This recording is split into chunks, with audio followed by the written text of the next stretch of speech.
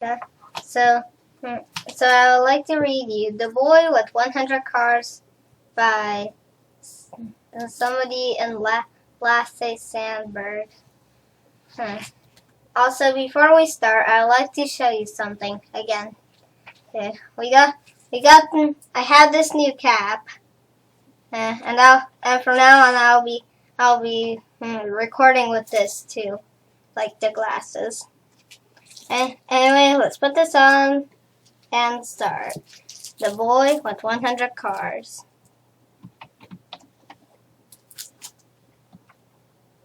Once upon a time, there was a little boy named Matthew.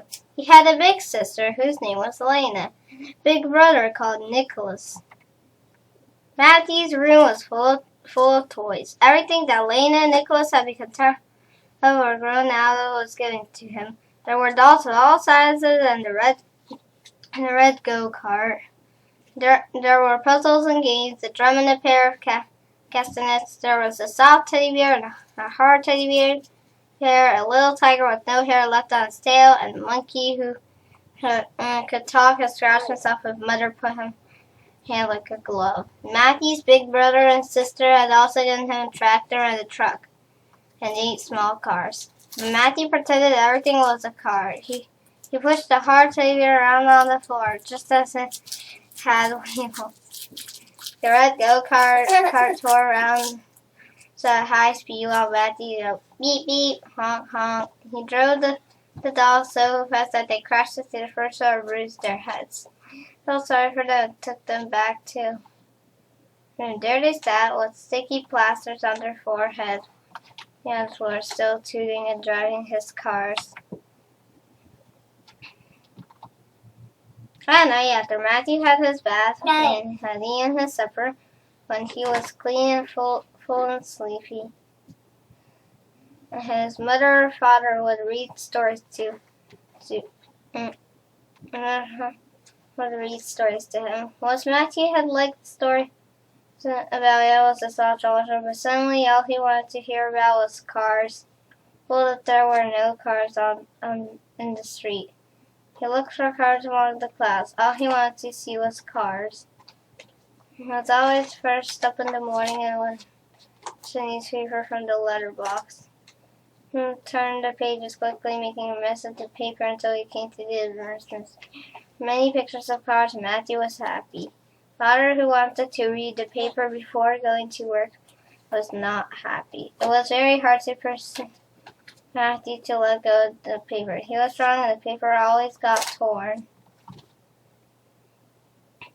One day when Matthew had torn out all the pictures of cars and the newspaper was full of folds, and when I get home from work tonight, I'll write a book for you all about cars. It's Matthew's book. It was called The Boy with 100 Cars. There was once a little boy who had 100 cars. One day he hid among them and no one could find them. His mother, she looked everywhere, but there was no sign of him. I must go and see if I can find him in town, she said. So gone out to look at cars. Just outside the house there was a big truck. Mother went up to the driver and said, "Hi, see my little boy?" On the back of the truck among the crates and then the front of the truck under the steering wheel. "There's no little boy here," he said. Mother thanked him and went on. Outside the dairy shop there was a baker's van. Mother went up to it and asked, "How do you see my little boy?" "What does he look like?" asked the driver. "He has fair hair and blue eyes," Mother said. "Split cocoa on his shirt, so it's not clear anymore, and his blue jeans have big patches on the knees." The driver shook his head. No, he hadn't seen a little boy like that. I'm sure he looked into his hand, but there were only buns and loaves there. Mother thanked him and went on. Down the road there were a lot of children watching a refuse truck. The big metal dustbins went up with a rattle and came down with a bang.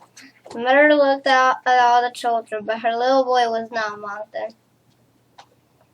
Not far away was a bus stop. Mother got on the bus, paid her fare, and sat down. "How do you see a little boy on this bus?" she asked. "A little boy during his shirt patch jeans." "No," said the driver. "I haven't seen a little boy like that." He wasn't allowed to go to town alone. Where could he be? Mother watched her. Look, a shed near the harbor was on fire. So we're rising higher and higher, and clouds of black smoke darkened the sky. The sirens of fire engines could. Let's get off here. So it's fire engines. My son can't be far away. There were three big noise fire engines. She could see her little boy anywhere. A fire engine sprang his ankle that her when an ambulance came and took him to the hospital. Oh dear son. Watching fire, the little boy is still lost. Perhaps he's come. Oh, I've been riding around looking for him. Laura took a taxi to get home quickly. When she reached the house, she was like a car coming from the nursery. When she opened the door, she saw her little boy lying on the floor, driving a car under a bridge. Where were you? The boy asked. I said, I've been all looking for you. Where were you? It's what I like to know. Stop hiding from me like that. I don't hide. It's my cards. They're always hiding themselves from me.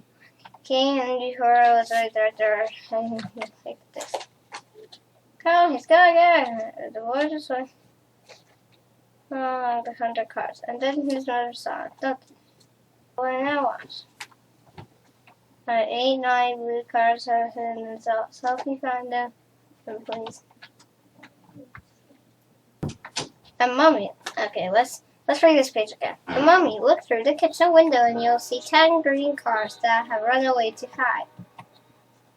And my little red racing car, where can I have gone? Far in the distance was a little dot. Was it the red car?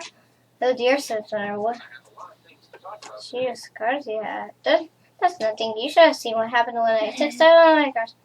Circuits. All of a sudden, I had to search for acrobats and camels and tigers before I could find it. But don't you ever get mad at your cars when they keep hiding from you? Oh no, said the boy. Sometimes my cars are awfully nice. On trips, we did in Africa where we saw lions and elephants and giraffes. Last Tuesday, we made a trip to the North Pole. We saw polar bears and seals. Her else to see it. I think I saw a whale. You must take Daddy with me with you someday, said Mother. But come along now, it's time for supper. And the boy covered all his cards together and pulled them into the kitchen. He wouldn't be far from them even when he was eating. It was a little hard sometimes to find the meatballs and potatoes among all the cards, but so long as he didn't make a mistake and put butter on the card instead of on his bread. It's all right. The boy and his mother cleared the table and supper was over. Mother took away the food and dishes while the boy took his cars. He went to park them for the night. There was room for every one of them under the bed. Now don't go and hide, said the boy. I know there are 99. Now when I wake up tomorrow morning, same car will be back, and then there will be 100 of you again. Good night. Sleep tight. And that was the end of the book Matthew's father gave him. He said he wanted 100 cards, just like the boy said. So no, but he was allowed to have his tractor and his truck. So yeah.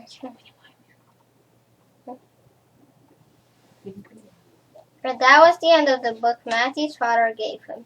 Matthew said he wanted 100 cards, just like the boy in the story. His father said no, but he was allowed to have his tractor, his truck, and 8 small cards in it until he had fallen asleep. This also says book. The boy with 100 cards. He was asleep. His mother took the tractor, the truck car so that he wouldn't hurt himself on currently on his arms. The next morning when the sun was up, he could open his book and count every 100 cards. Just blank pages. Why are these all blank pages? Okay.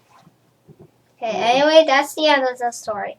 Sorry for some interruptions that I had to read some pages over again.